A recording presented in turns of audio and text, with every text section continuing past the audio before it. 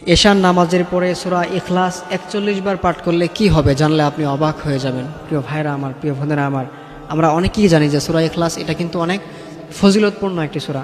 সূরা ইখলাস এটা কিন্তু খুবই গুরুত্বপূর্ণ একটি সূরা।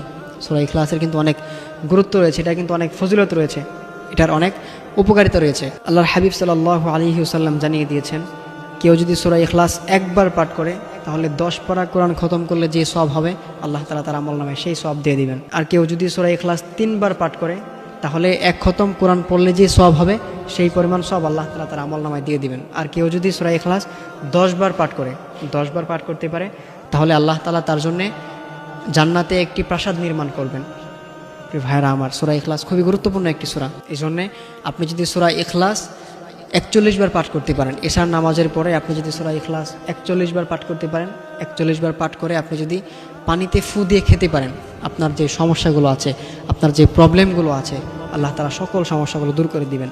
আপনি এশার নামাজটা পড়ে, এশার যে ফরজ নামাজটা আছে, এশার ফরজ নামাজটা আদায় করে এরপর আপনি খাওয়া দাওয়া করে রাতে ঘুমোতে যাওয়ার আগে, এশার নামাজের পরে আপনি খাওয়া দাওয়া করে রাতে ঘুমোতে যাওয়ার আগ মুহূর্তে আপনি ওই সময় আপনি সূরা ইখলাস আপনি ৪১ বার পাঠ করবেন। তবে অবশ্যই আপনি ওযু অবস্থায়, পাক পবিত্র অবস্থায়, ওযু অবস্থায় ঘুমোতে যাওয়ার আগে 1 গ্লাস পানি নিয়ে সূরা ইখলাস ৪১ বার পাঠ করবেন।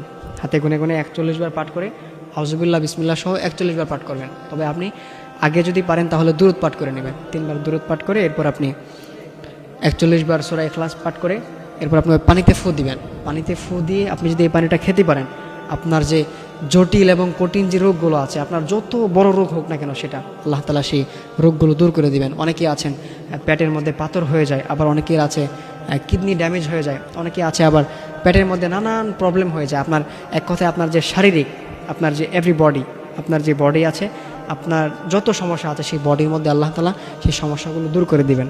এজন্য অবশ্যই আমরা এই আমলটা আজকে থেকে ইনশাআল্লাহ কন্টিনিউ শুরু করব।